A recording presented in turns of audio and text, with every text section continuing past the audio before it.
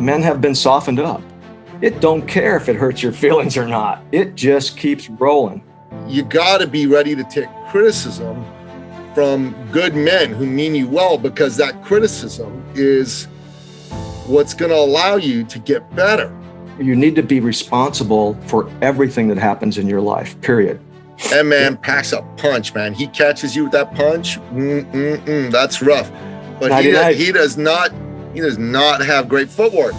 You know you're good when they change the rules of the game because of you. When I started making the knives for the use by the United States Navy SEAL teams, they were my biggest supporters, but they were my harshest critics. Welcome to the Cyberman Podcast. I'm your host, Nicky Ballou. I'm here with a man that I greatly respect. This man is a man's man, and honestly, he understands more about what it takes to be a good man than pretty much anyone I know. He also happens to be a legendary knife maker and one of the most successful pro-American, pro-freedom businessmen in this world. I'm speaking, of course, of the one and only Ernest Emerson. Welcome to the show, Ernest. Oh my gosh. Well, thank you for that glowing introduction, Nicky. I hope I can live up to those standards that you've just set. Absolutely, my man. Absolutely, you can. You're Ernest Emerson. So it's great to be here. I'm really glad to have my Huck knife with me. You know, this is just such a beautiful knife. I tell you, these Rich Light handles, they feel so smooth in the hand. They're just great. You know what? It's almost like they give off a warmth. I don't know how to describe it. I love the feeling. Yeah, it's true. Like I just pull this thing out and I hold it in my hand just because. You know what I mean? Just because. It's funny. Crazy. It's funny you say that because I do the same thing. I'll be just sitting there with my knife in my hand, and I'm wondering, how weird would this look to somebody who just happened to who didn't know me? Absolutely, yeah. What are you doing with that thing in your hand, bud? Yeah. I'm like, hey, man, I'm just admiring it. That's all. And this sheath, I mean, it's just an old-fashioned leather sheath. It just, the knife sits perfectly in it. The handle's out. It's just gorgeous. I got to say, the Huck is one of my top 5 all-time knives, in my opinion, of any kind. So. It's funny how something so simple clicks off all those boxes, I guess. Yeah, it's not fancy. It's not intricate. It's just plain simple. I guess it's like the Japanese sword. Yeah. Ultimate expression of simplicity, but absolutely beautiful as a piece of art too at the same time. Not that Huck is a piece of art, but it is a piece of art in my opinion. You get the point. Yeah, I do get the point. Okay. So Ernest, we've started the Cyberman podcast, and the reason that we started this podcast is because I believe we're living in a time in the world where men are lost, and society, especially elements of the wokest, Marxist fascists that are trying to shut down free speech for all the rest of us, is attacking men and boys and the very concept of masculinity. They're coming up with crazy terms like toxic masculinity, and they're trying to make men ashamed of being men. And part of the reason we do this podcast and we create the Cyberman movement is because we want to help men be proud of being men again. And I couldn't think of a better person to explore some of these topics with than you, because I know at the last Blade show, you actually did a talk directly aimed at men. Can you talk a little bit about that and why you thought it was important to do that talk? Well, it's funny. I grabbed my notes on that, and I have them here because I thought maybe this will fit in with the topic that we're discussing. So you've prefaced that, and it is a talk that I give. In fact, I'm actually giving it also at the Blade Show West, which will be October 5th and 6th, I believe, out here in Long Beach, California. So that's my plug for that. But I don't make any money or anything on it. It's strictly me being able to expound on some of the ideals and things that I think we should all hear about as men and as fathers and as mentors and all of the above. The topic of it is the quest for the uncommon man. Now, why did I choose that? Because like you said, we're being assailed as men, I guess, in society and culture, that it's now uncommon for someone to act like I was raised, or maybe you were raised as men. Our definition of manhood, masculinity, all of those things. Now that's an uncommon thing because we're not even supposed to go there because we're going to offend someone somehow or another. I don't know. Being men, I got it. We're the ones who go to war, and we're the ones who go out and fight in the streets, and we're the ones that, uh, commit most of the crimes that exist on the planet. That's all men. I got it. But at the same time, I think men have been don't read me wrong on this. Women are the cement, men are the bricks. Mm-hmm. I guess if well said.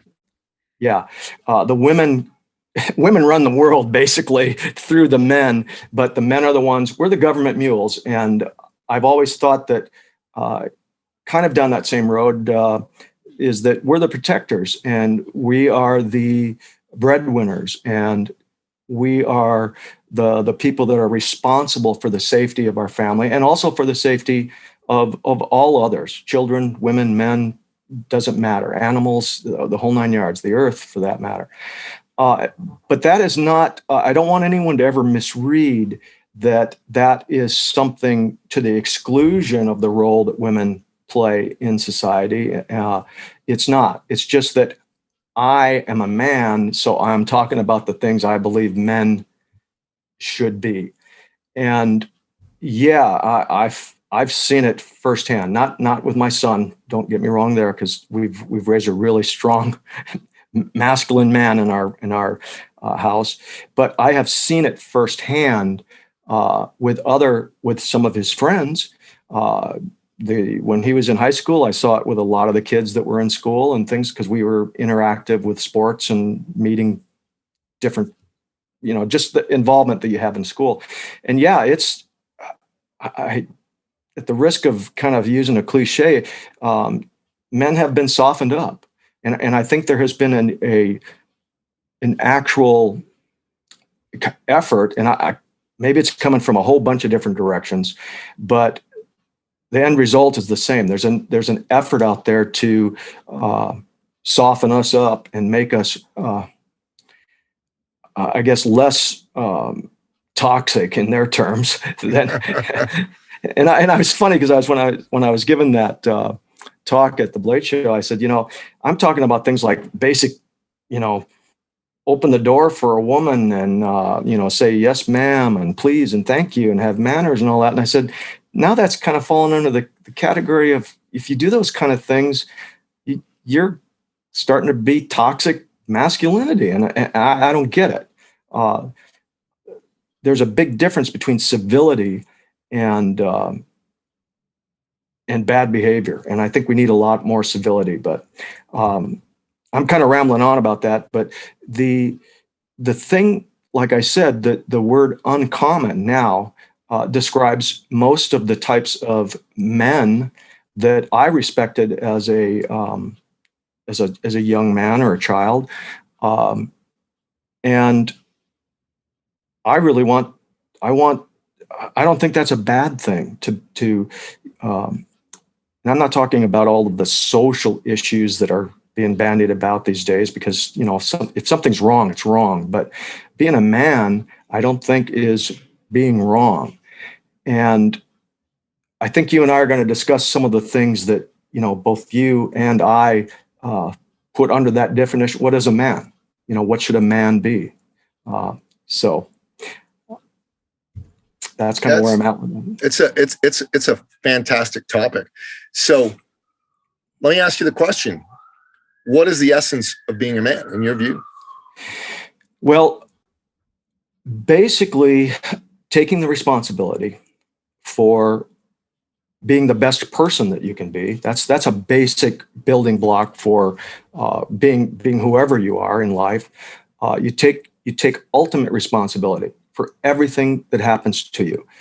Because if I don't do that, I am giving up the control of my life mentally or imaginatively, if that's a word, to some outside force. And the minute that you give up control to an outside force, whether real or imagined, you're no longer in control. So everything that you do from that point forward is up to someone else or something else or the pressures of society. I had a revelation many, many, many years ago that you need to be responsible for everything that happens in your life, period. Because if I can cause, by doing stupid things, bad things to happen to me, why can't I just eliminate doing all those stupid things and do things that make good things happen to me? Now, that sounds like a little bit of selfishness in there, but here's the deal.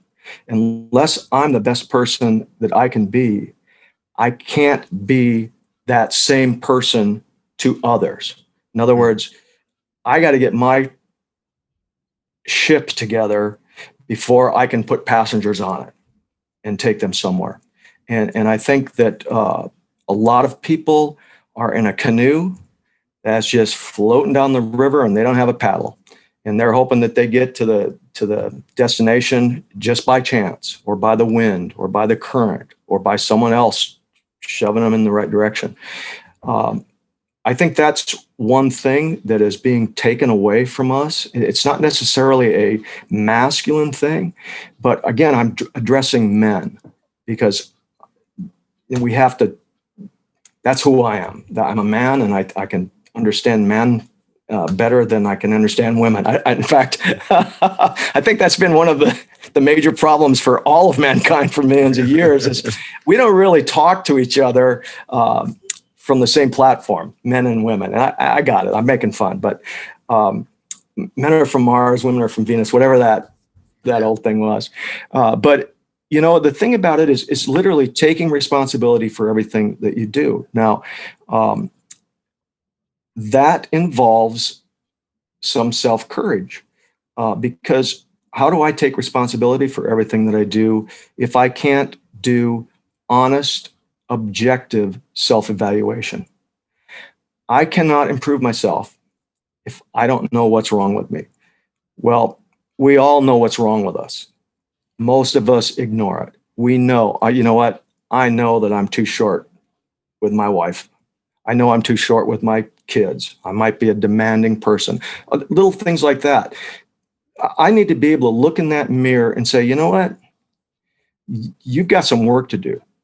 You need to improve on these things. Because again, if I'm not fixed, I can't be a mentor or a role model or do the best job as a father or running a business or anything like that. And running a business, here's a little aside. When people, they come to me and say, hey, Ernie, how can I be a better businessman? I get that all the time, especially at venues and things like that, because there's a lot of people that are starting out in my craft, whether it's knife making or having a company or anything. And they'll say, how can I be a better businessman? And I give them an answer that they really don't expect. I said, here it is. It's simple. Be a better person. If you're a better person, you will be a better businessman. It's so true. Yeah, because there's no separation. This isn't church and state. You are who you are, and everything that you do at that point is who you are. And I think we need to be aware of that because, again, without that honest and brutal self-evaluation, how do you improve? If you relate it to sports, let's say boxing, because I have a very high interest in it. I've done it for years and years and years. And I always tell people, look, when I was boxing, if I have in a match, if I win, I learn about the opponent. But if I lose, I learn about myself.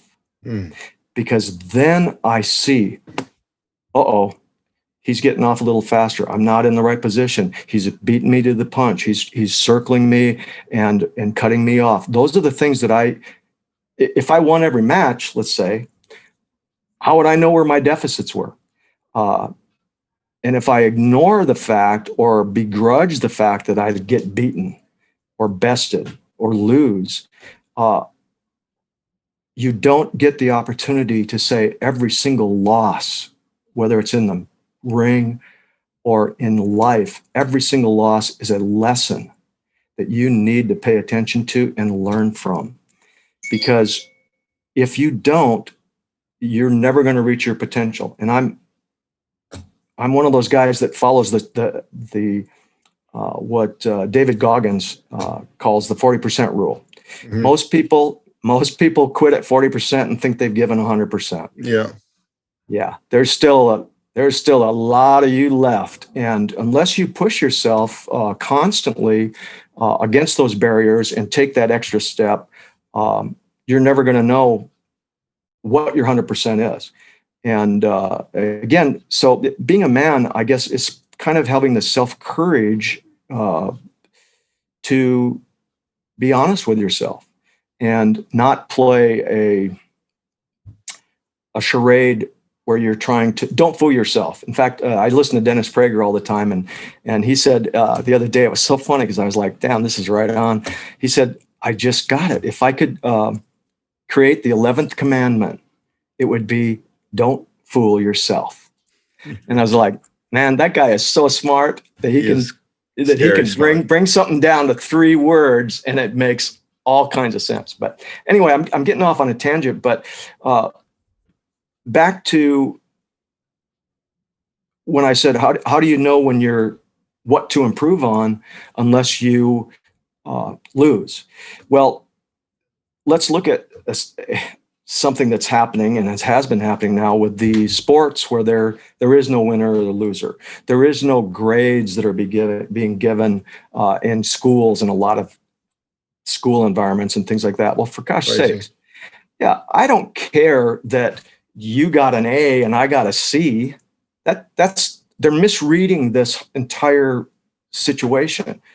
If you got an A and I got a C, then I got to say to myself, how the hell did Nikki get an A?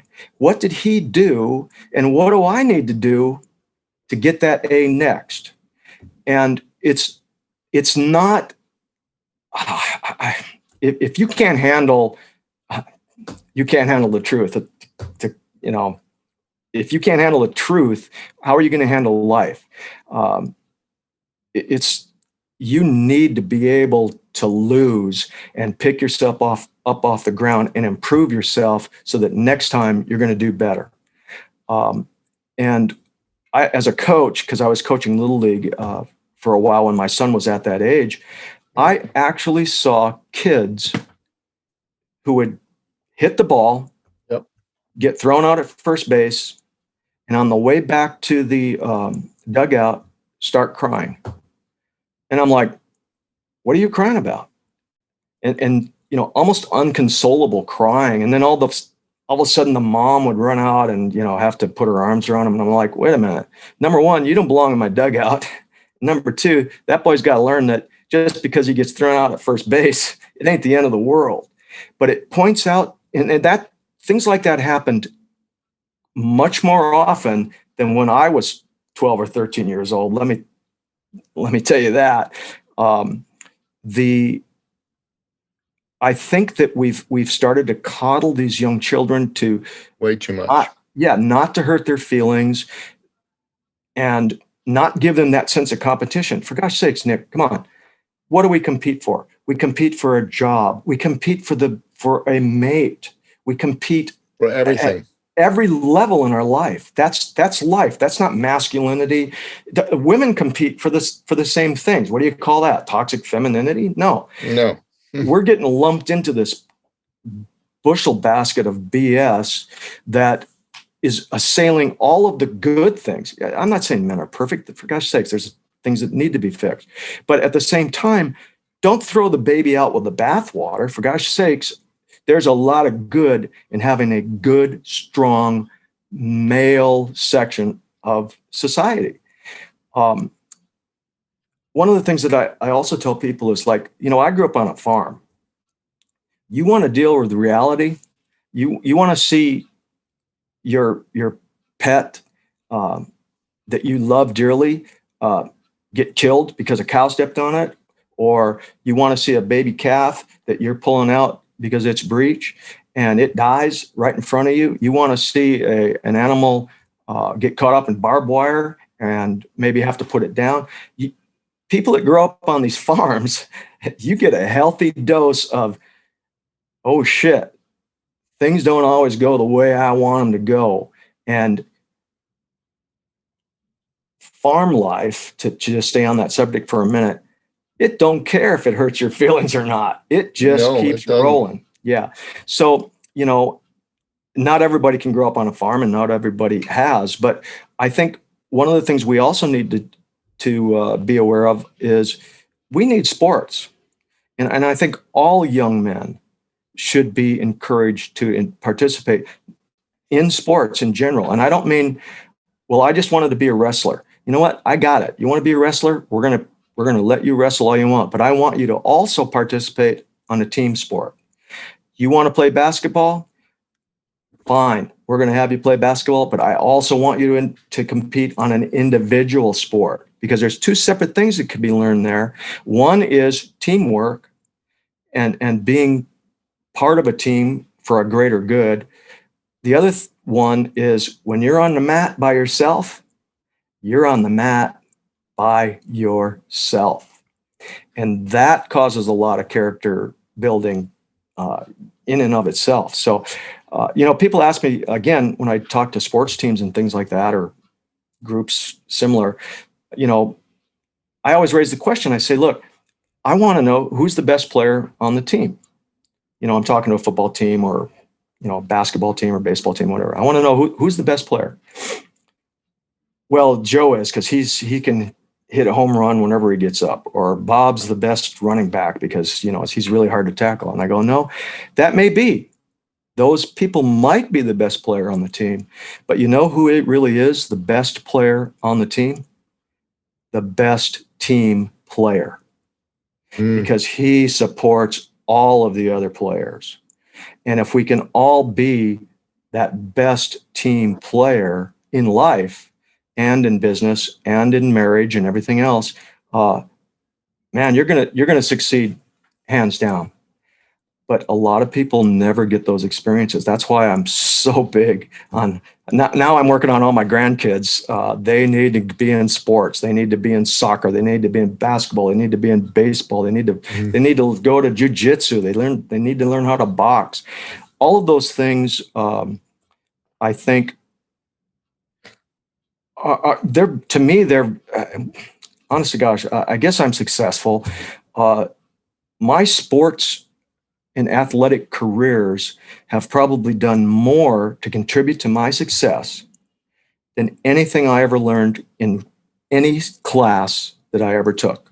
And I have more than a 4-year degree. Let's just say that.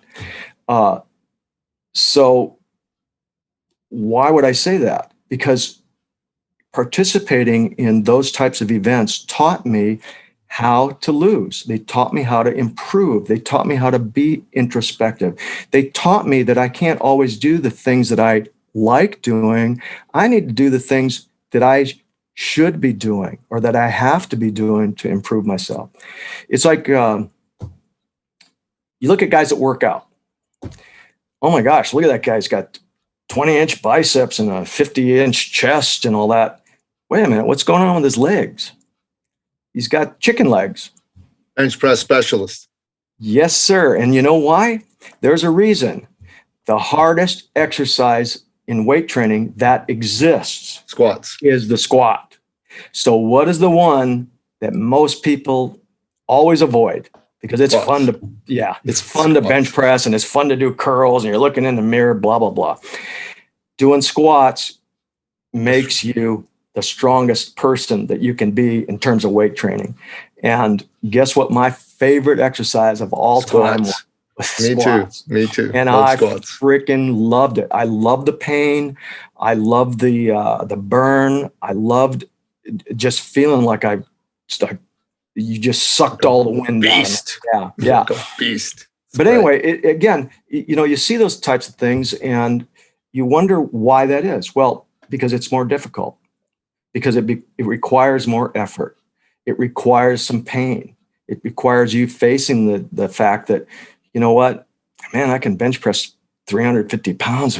Oh, I don't want to go over there because I can't squat more than 200 pounds. And I don't want to look like a wuss. And you know what? See, that's part of that whole thing. Dude, be who you are. I've never given a hoot about what people thought of me. So I don't have to worry about any of that stuff. Again, when you look at how are you going to be the best person you are, if you're true to your convictions, then Nikki, you could think I'm the biggest jerk that walked the face of the earth, and that's okay. It's not going to make me not like you. It's not going to make me modify my behavior, because we all know right from wrong, no matter what. Now, if you look at it, the right side of left and the left side the right side are wrong and the left side are wrong. We all know that somewhere in between there is our general consensus for correct and moral, ethical behavior. So I don't care who you are. Well, he didn't know right from wrong. Yeah, he did. We all do, because we all have a consensus generally. I always look at it and say, you know what? How is this person? Is that a guy that I would want my daughter to date? Is that a girl I'd want my son to date? Because if it is, then I know they're pretty much between those two sidelines or sides of the road. And I've kind of used that as a self-checking evaluation on stuff like that. And I've also said, look, you know what? Be the man that you would want your daughter to marry, because we want our daughters to marry the perfect guy. You got to be a perfect guy too, because there's not, and I'm not a perfect guy. Don't get me wrong. I'm not saying that, but there's too few of them. That's why it's an uncommon man. Anyway, sorry to keep rambling on. I hope it makes some sense to somebody. Yeah. So I want to read a quote for you, because there's a few points there that you made that I think are important to expand upon. So you're talking about kids getting participation trophies, especially young boys and men. So here's a quote from David Data, who wrote a book called The Way of the Superior Man, which every man should read. A man's capacity to receive another man's direct criticism is a measure of his capacity to receive masculine energy. If he doesn't have a good relationship to masculine energy, e.g. his father, then he will act like a woman and be hurt or defensive rather than make use of other men's criticism. So to me, what that says is that you got to be ready to take criticism from good men who mean you well, because that criticism is what's going to allow you to get better. Right? Absolutely. If you're not willing to take another man's criticism, you're a pussy. It's that simple. Well, you're right. And I'll tell you, we deal with that a lot. And I deal with it as the owner of our business. People have really thin skins. Mm-hmm. It's like, you know what? Stand in front of a Marine Corps DI for a few minutes. You want to find out what criticism's all about. And, so me telling you that you need to be here on time after you're late 4 times this week, that's not a Marine Corps DI telling you that, that's me just telling you the truth. And if you can't take that, then you're going to get crushed in life. And you will be one of those guys who always wonders, how come I didn't get a raise? How come I didn't get a promotion? How come that guy got a better job? How come that guy drives a new car? Again, you reap what you sow. The Bible is actually so full of truisms. And when I say truism, I mean, that's because they're true. And we take a lot of those things for granted as being cliche or, kind of hokey to say stuff like that. They're real. They're there to improve your lot in life. And, being able to take criticism, for God's sakes. I'm married to an Italian wife, so I know all about criticism. Sure. But, and I say that in jest, she's a wonderful, beautiful lady that I love dearly. But for example, let's just take an example from my life, my adult life. When I started making the knives for the use by the United States Navy SEAL teams, they were, and I've always told people, they were my biggest supporters, but they were my harshest critics. And they're used to an environment where they would, you know what, this is effed up. This doesn't work worth a darn. This is way messed up. What the heck were you thinking? And that, I guess my not taking offense to that and saying, well, I'm the knife maker. What do you know about this? But rather going, you know what? I have one goal only. You're going to go out and maybe put your life on the line for it, during the use of something that I created. So there's only one thing I have to do. I have to make that the best thing that I can possibly ever make for the environment and the use that it's intended. And if I were to say what was the biggest influence on my knife making career physically, it was the fact that they would come and they would hammer me about things and go, and it's, you know, not that they're mean spirited or anything, but they're just really matter of fact. And, you know, don't do that. That's stupid.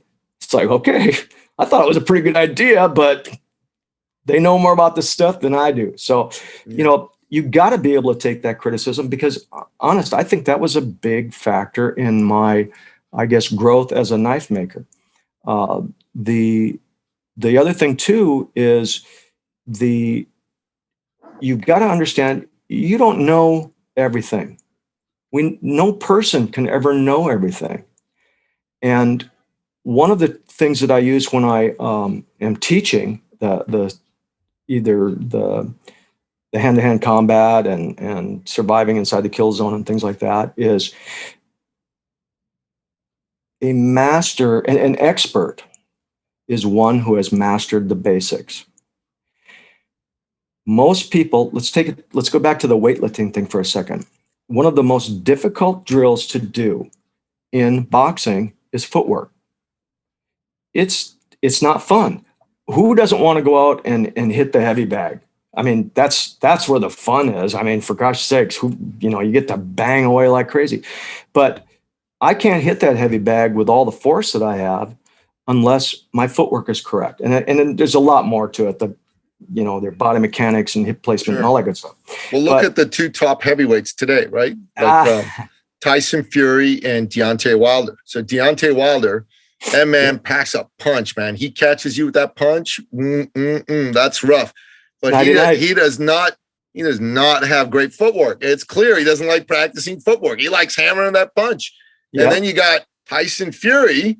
Maybe doesn't hit quite as hard as Deontay, but his footwork is insane. Yes. Insane. Like you can't touch that guy. Well, you can't hit what you can't see. And he's 6'9", 280 pounds. Like, I mean, come on, you figure you'd be able to hit a guy that big? Yeah, no kidding. That's a big target. That's a big target. You can't touch him. It's funny because that brings to mind Muhammad Ali, and he said, "I didn't win my fights with my fists. I won them with my feet." He did. That was one of the things. Man, that dude had some serious footwork. Oh, for sure. Maybe the greatest of all time. I mean, in that division, anyways. There's certainly a lot of guys that tried to copy his footwork, and that's another thing. That, again, let's just go there for a second. As a baseball player and a football player and a boxer and a martial arts guy and all that, I did something that, again, I self-discovered, not because I'm Einstein or anything. It was just that I was so into all these things that all of a sudden I was like, how do I get to be better? How do I get to be like this guy? Because I used role models. I used Muhammad Ali, Joe Frazier, any number of boxers, Alexis Arguello, because he had such perfect body mechanics. Baseball, Sandy Koufax as a pitcher, I was just in love with his body mechanics. Roger Maris as a hitter, Mickey Mantle as a hitter, and all that. I looked at those guys and I studied their body mechanics and I tried to copy them. And if you think about it in simple terms, what is a perfect copy of perfection? It's perfection. So I use these people. Believe me, I tried to have the footwork of Muhammad Ali, and I never did. But I will guarantee you this: I learned how to hit a lot harder because I was copying a guy who was one of the best boxers of all times. Baseball, I learned how to pitch by watching guys who I thought were the best in the world and taking their body mechanics and their motion and literally trying to be like a human. What do you call those guys that used to? They'd imitate presidents and they'd imitate movie stars. They had that voice thing, and they. You guys like Rich Little impersonators? Yeah. Impersonators. I tried to be one of those people that would be a perfect copy of what I wanted, what that person was that I was using as a role model or mentor or whatever. And again, by doing that, it improved me. It improved my body mechanics. It improved everything that I did. But the only way that I could do that was, again, it comes back to that little tiny thing. I have to realize I'm not the best. I have to know that I need to improve. And I have to be honest about, because again, as a coach, being around young men and athletes my entire life, there were kids who just thought, it's easy for me to make a shot. I don't have to practice. And it's like, dude, you know what? You're just going to be a guy who was a good shot. And maybe when you're 40 years old and you say, damn, maybe I should have practiced a little bit more. I might have got a college scholarship, or I may have ended up going into the pros. It's because you thought you knew everything and you didn't leave that door open to continually improve yourself, because improvement, that's a lifetime endeavor. You and I can sit here right now. I know you got it. You want to do the best at everything you can. And and again, if I can be your critic, you're not there yet. Not even close. You're not there yet. And I'm not saying that because I'm criticizing you per se, but I'm just saying, I know you realize it. So I can be honest with you and say, Nikki, keep hitting it hard, because there's a ton of room left for everything in your life that you're still doing. We can never sit and rest on our laurels. I'm a big student of history, and it brings to mind the victories when in Rome, the generals or whoever it would happen to be that would have a great victory over the Gauls or put down an uprising, and they would give them a victory, which was a big march and ceremony. They used to have a slave. Triumph, they call it. The triumph. I'm sorry. That's exactly it. A triumph. They would have a slave in the chariot behind the guy with the gold laurel leaves or olive branches, whatever it was, whispering in his ear, all glory is fleeting. And remember, you're just a man. You're just mortal. Yeah, that's it. So, we all fall prey to it. We all like to think that we're good at stuff, and we may well be, but are we the best that we can be? If I were to say, if you said, Ernie, what regret, do you have any regrets about your life? Oh, well, the first one would be, I wish I could do it all over again, exactly the same way that I did it. But the second one would be, you know what? I wish I had a few more years in me, because there's so much more better things I could be or do. That is probably one of my prime regrets, is that I'm just going to run out of time at some point, and I still want to learn how to do this, and I still want to improve, myself to reach what I would call that. What's the word I'm looking for? The ultimate, be all you can be. The pinnacle. Yeah, to be as good as you can ever be. And again, I think that's a mountain that if you're climbing it, you're not going to ever reach the peak. The peak's just going to keep growing up at the top. So you're always looking up at it. And I think, again, that's a life lesson that, young men, they're not getting stuff like that. They're not getting it. They're not they're not getting it at home unless it's guys like you and me and the people in your audience. I mean, look at some of the biggest, most popular people out there on the internet. It's like the man spot, the survival skills, the man at work, ready man, etc. On top of all the tactical stuff that's available out there, men we gravitate towards that stuff. And if that wasn't a fact, those things wouldn't exist. And again, people are going to probably jump all over me, but I don't think there's a lot of guys like you and me going to ballet sites to learn about ballet. And believe me, I'm not putting anything down. I could never be a ballet dancer, I don't think, because those guys are great athletes and the women are too. But what I'm saying is that I'm willing to bet if you put together a grand total of all the people who go to the man skill sites and man skill podcasts and all of those kind of things, I bet there's a lot more of them going there than there are to those other kind of sites. Well, come on. That's who we are. So are you going to be a leopard and change your spots? I don't think that's going to happen. You can be a better leopard, but you still got the spots, brother. And by God, that's awesome. Yeah, you got to be the leopard. So you can be a good leopard. You don't have to be the bad guy. But anyway, I'm getting all spun up. Sorry. Yeah, it's all good. So another thing that you brought up, which I thought was very important, was the distinction in team sports. Who's the best player on the team?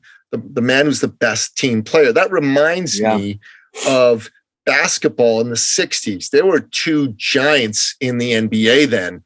One of them was a man named Wilt Chamberlain, who on pure skill is the greatest of all time. Period, full stop, end the story. Like, I'm sorry, Michael Jordan. That man would have grabbed Michael Jordan and dunked him in the basket. That's just, it's not even close. Okay. And then the other one was a man named Bill Russell. Yes, sir. Bill Russell. Completely exact opposite. Bill Russell on a one-on-one basis was no Wilt Chamberlain. There was just there's no question about it. But Bill Russell was the ultimate team player. Ultimate team player. Yeah. And won 11 championships in 13 seasons. That is a feat that is never, ever, ever, ever. See, that's when I used to watch a lot of basketball. Yeah. Again, mentioning Wilt, you're good when they change the rules of the game because of you. But yes, Bill Russell was one of, and I was a big fan of Wilt. But at the same time, on that team was John Havlicek and Bill Russell and those guys. Bob Cousy and Sam Jones, a whole bunch of good dudes. Yeah. But Russell was one of those guys. He was, whatever, 6'9" or something like that. And, but ultimate playmaker, you could always count on him. For God's sakes, he was one of the few player coaches that was ever successful. What does that say about his wherewithal, if you will? So, again, it just bothers me. And again, I'm going to get a little bit political, and you can steer me away, or if you want, Nikki, I don't care. It's not going to hurt my feelings. But if you are a person, when I said about that, learn how to improve, to pick yourself up by the bootstraps, and, you get knocked down, by God, you better get up and shake it off and get going. What happens if I use the ultimate externalization for my problems as racism? Well, I can't. The reason that I work in a car wash is because racism kept me down. You know what? Then how? And again, I ask this question so many times. How can people who come from the same exact environment, the same, whether there is racism or not, or to what degree it is or whatever, how can people come from those exact same environments, same ethnic groups, same family units, single mom, whatever, dad in prison, anything you want to say, no matter what category you create or pick out of those segments of society that are the downtrodden, if you will, or whatever. There are people that become hyper successful, that get to Harvard, that become presidents of the United States, that become senators, that become doctors, that become lawyers. Why can't you do it? Part of the reason is, yes, that, I'm not denying that there's some merit to some of those things, but by God, if there is, you know what that tells me? I got to try harder. That's it. If I'm a short guy and I want to play in the NBA, I got to learn how to jump higher, and I got to be fast on my feet, and I got to be able to shoot from 40 feet out. Those are the things that you have to be able to. Spud Webb. Yeah. Look at that. For God's sakes, I'll never be an NBA player because I'm 5'6" or something. Yeah. Lo and behold. He won the slam dunk competition, man. He beat Dominique Wilkins. He beat the great Dominique Wilkins in the slam dunk competition. You're a basketball guy, I can tell. But anyway, okay, so what's your excuse? You know what I'm saying? And again, look, for God's sakes, I'm from Iran. Okay, I'm a Christian from Iran. Well, back when I was a young man in Iran, actually, I wasn't even a young man. I was a boy in Iran. Trust me, the level of prejudice and discrimination against Christians and other non-Muslim minorities is way higher there than anybody experiences about anything in the West. It's not even close.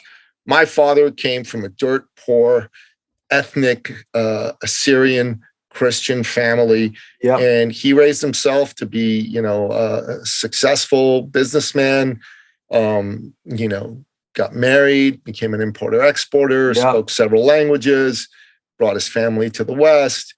And look, this is the way I look at it. Like, the people today that say, "Oh my God, this is this horrible racist place," I'm going, you don't even know what racism is. Shut the hell up. Yeah. Shut up.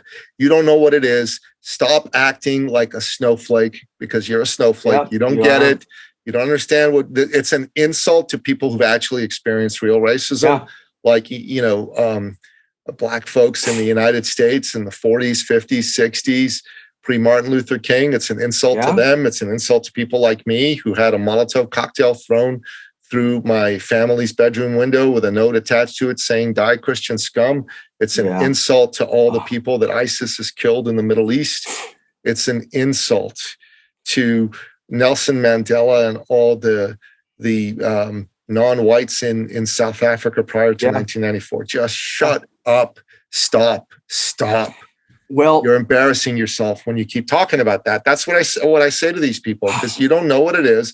And it's simple as that. But listen, let's go back to the topic of men, because we want to wrap this up around that issue. Let me just say this, Nick, to cap that off in terms of me. Whenever I've had diversity in my life, when I thought things were effed up, one of the things that I still do it to this day. You know what? If you think you got it bad, there's a billion people out there that have it 1,000 times worse than you do. So shut the F up and get going.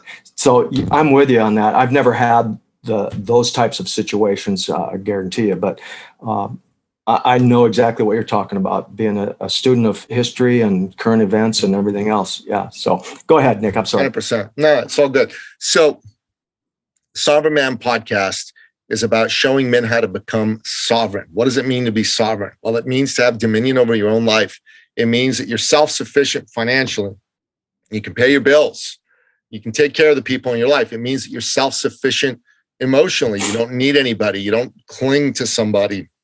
You can live life on your own. It means you're self-sufficient intellectually. You don't look to other people to do your thinking for you. You don't outsource your thinking. You do your own thinking for you. It's very important to think for yourself. Right now, all around the world, there's been this COVID-19 pandemic, and governments everywhere have come out, rushed out a so-called vaccine, and have said, "Hey, take this vaccine, take this vaccine, take this vaccine." Now, for some people, that's a really good idea. If you're somebody with comorbidities, if you're over 80, definitely take the vaccine. Head on in. Some other people, maybe not so much. If you're under the age of 25 and the chance of you dying from this thing is 0.00002%, and you're otherwise healthy. I mean, there are things about this vaccine that are risky. Perhaps you may want to decide not to do it. Well, right now, people are just trying to browbeat people. Oh, you got to do this, or you don't do this. I mean, screw that. You got to think for yourself. You gotta also be self-sufficient spiritually. You need to have a relationship with your creator and with your God. Yeah. But you need to be self-sufficient and don't look at everybody else tell you what to do, right? So and you need to be self-sufficient physically, right? Yeah. Like I don't mean, if someone has a disability or an accident, that's not what I'm talking about. By physically, I mean, like there's a lot of guys out there that if they don't get kissed by their wives or their women, they just lose it. You know what I mean? Yeah. If they don't have a chance to have somebody around to squeeze in the hole, they can't deal with it. You don't need any of those people. And that's what self-sufficiency is all about. And being sovereign is about having self-sufficiency as a man. Of course, you want to have people in your life. Of course, you want to be able to have vibrant discussions. But a sovereign man is a man who thinks for himself, stands on his own 2 feet, doesn't need anybody else. He wants people, but doesn't need them. And to me, that's the power of having these types of conversations, because you're a sovereign man. You think for yourself. You've got your own opinions and ideas. And I wanted people listening to this podcast to be able to hear from you. Well, it's funny. You brought something up that I just jotted down. If you can't be happy with yourself, if you're not happy with who you are, you're never going to be happy with others, and nobody else is going to be happy with you. And when you talk about having a relationship with your creator, that is the foundation stone that we all need to be that rock. We're the rock upon which Peter built the church. I think there's more to that saying than a physical place to worship. You're the rock. Who we become is what we build upon that rock. But you need that foundation. And that, if you truly have that, bring on the hurricanes, because it ain't going to budge me. And that's why I think it's important to understand that once you got to think about this stuff. Nikki, this stuff doesn't happen by itself. Yeah, you got to get inside and go, damn it, what do I need to do? What do I need to learn? What do I need to figure out? And once you start to do that, you're really putting rebar in your soul. Let's just say that. And again, that's why it becomes important when you say sovereign man. If you're true to your convictions, you'll never stand alone, because you're unassailable. I read some books one time, and it's actually a long time ago. I won't even tell you the name of the books because people will go, what the hell is he talking about? But the books, it was a series of books, and one of the things they stressed was the idea of impeccability, and that we should all strive for impeccability. And what does impeccability mean? And in my terms, it means that no one can find criticism in what I do, because if I truly have, I guess, worked on my goodness, then you can't criticize goodness. It's just, how can you criticize goodness? Because if you have goodness in your soul, you are going to do the right thing. And there's not going to be a decision about, should I do this or should I do the right thing? You don't even have to make those decisions. And again, that comes down to what I said about, you want to be a better businessman, be a better person, because then all the decisions you make are going to be good decisions for other people. We all have to remember something else. Nobody lives alone. I understand exactly what you mean by the sovereign man. We are all individual pieces of a whole, because we all live together and we all have to codepend on each other. So we all have to be a strong piece of rebar in that building of a community or a culture or a society. And unfortunately, there's a lot of wet noodles out there that we gotta hold up their end of the bargain, or their share of the load. And that's okay.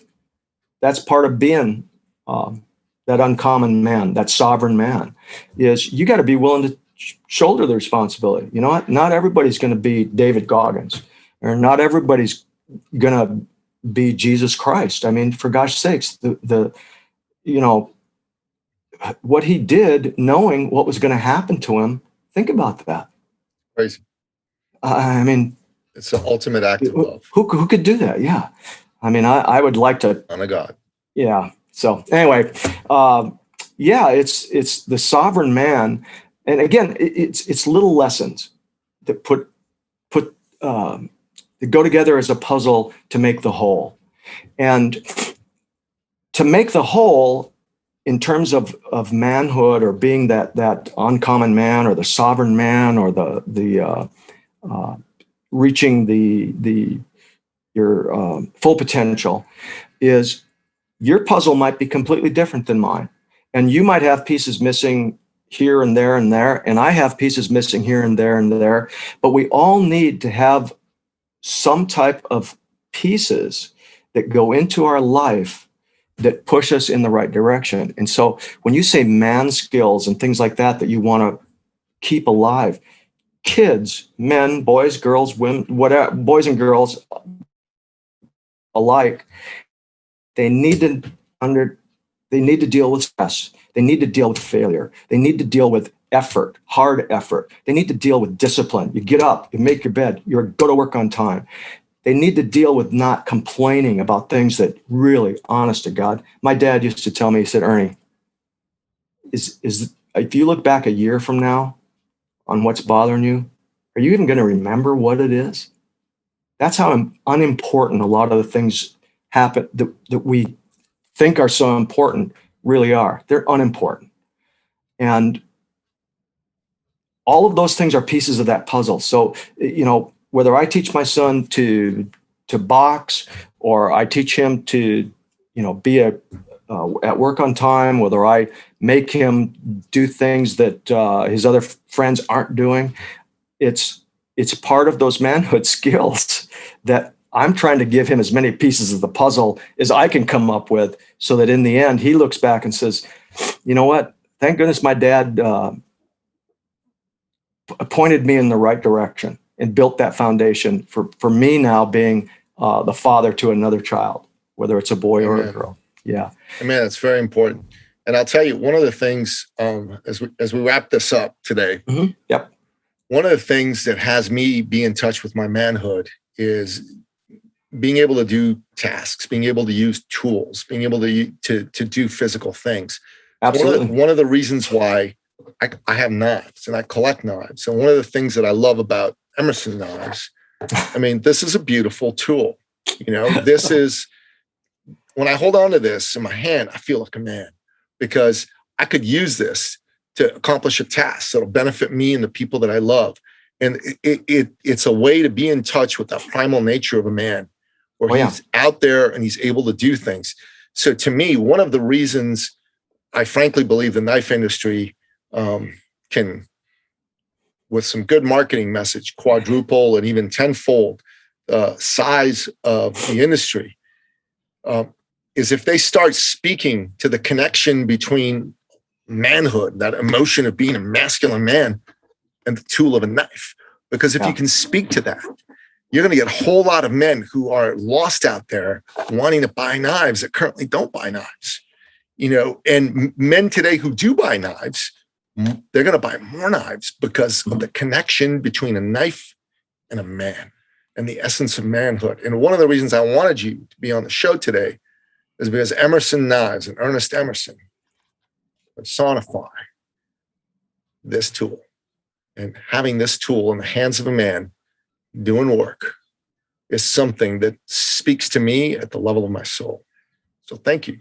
Well, Nikki, again, I'm flattered. I really am. Thank you for the wonderful analysis of that too, which I believe is spot on. That's man's oldest tool, by the way. So it's been with us for a long time. And you know what's funny? How many things exist now today that were back there when we were first walking upright and shaping or flinting sharp rocks to use as a tool? There's very few things that have stayed with us for our entire existence. The knife is one of them. In fact, I remember a few years ago, I think it was Forbes magazine pulled 100 quote unquote important people, from scientists to futurists to authors, everything. And they had them ranked the top 5 tools or top 5 inventions of mankind's history. Fire and all of that good stuff. Guess what was number 1? The knife. Knife. The most important invention ever created by man, because it led to every other invention being able to be created, which I'm kind of proud to be part of that legacy, I guess. Yeah, as you should be. As you should be. Well, that's why I'm proud to own Emerson Knives, and in particular, oh, for gosh sakes, this is my knife. But I'm also proud to have a friendship with you, to be able to talk about these issues and learn about your thinking around them, and to explore new ways to collaborate with you, my friend. So. Yeah. Well, let me say this. I have to give a disclaimer out to all of your viewers and listeners. Nikki isn't on my payroll, so those are non-solicited solicitations. Thank you. I really appreciate it. I know you and have known you for quite a while now. You're a squared away guy, and you have a message that I think you're aware of that needs to get out there, and that you're doing the things that I wish I had the time to do, because I like what you're doing. And Thanks, Thanks. what a good feeling. I mean, honest to God, think about it. You put your head down on the pillow at night, and you've actually done something good. You've helped someone get a direction in their life. It's how many people get to see that? I mean, really. Honestly, I'm grateful that I get to say it. Hell yeah. It's a good thing. We had some clients that we just recently signed up into our entrepreneur community, into one of them. And it's a husband and wife from Louisiana. And the wife, she does Reiki for women suffering from postpartum depression. So we were chatting with her. She was, I said, so how's it going? And she's such a sweet, lovely, feminine lady. And she was saying, oh, it's so great. I have some opportunities to do some joint collaboration with people. And she told me about all the good things going on in her little business, which she's doing part-time, right? And I said, did you sign anybody up? She goes, oh, yeah, I signed 3 people up. They're paying me to work with them. I said, you should have led with that. You should have led with that, but that's fantastic. Yeah. Feels good. Feels good when someone who's a little hesitant and uncertain about putting themselves out there and asking for money for their services goes out there and does it and gets some success. That felt good. That felt really good. It's Wayne Gretzky, who you probably know Canadian. He said, you'll never make the shot you didn't take. That's right. And there you have it. There you have it. Well, listen, Ernie, thanks for being on the Sovereign Man podcast. And my pleasure. It's great to have this conversation with you. Let's definitely do it again in the future. Any place. And listen, whenever you get your own show started up again, bring me on. I want to be on the Ernest Emerson podcast. Oh, I will. And it's funny because again, I without sounding too egotistical, with success comes busyness. Yes. And, I've always been one of those people that my wife says, you always bite off more than you can chew. And I go, well, honey, that's part of that challenge to see if I can do what I've set out to do. But it does come with some, it comes with a responsibility to make sure that everything's running good at the business and the work that I need to do and all that. So yeah, long story, but it's, I am going to be getting the podcast up and running again. And I'm looking forward to it. You've had some great guests on. Well, like you, there's a synergy here, and I think it's kind of magnetic at times. When people identify with something, they want to be part of it too. And so again, if you do the right thing and you live a life that is what you see is what you get, man, that's an inspiration to people, and they want to rub shoulders with you. And I think I've seen it with your podcast and everything that you do, for gosh sakes. Thanks. you got great people going on too. And I don't think that you had to go out and knock on a lot of doors after a while. I think a lot of them are now knocking on your door. So Yeah, it's a beautiful thing. Yeah, thank you. It's been a super pleasure. Ditto. And thank you to all of your viewers and listeners for listening to me ramble on too. Take it for what it's worth, but really appreciate it. I know the guys that are listening to you are my kind of people. So I'll share a beer or a shot of whiskey or a good joke with any of them anytime. Awesome. Thanks, Ernie. You got it, Nikki. Thank you. Appreciate it. Ditto. Ditto. Bye-bye. You're a man living in the modern world, in a time when men and manhood are not what they once were. You live life on your own terms. You're self-sufficient. You think for yourself, and you march to the beat of your own drum. When life knocks you down, you get back up, because in your gut, you know that's what men do. You're a badass and a warrior. And on the days when you forget, we are here to remind you who you really are.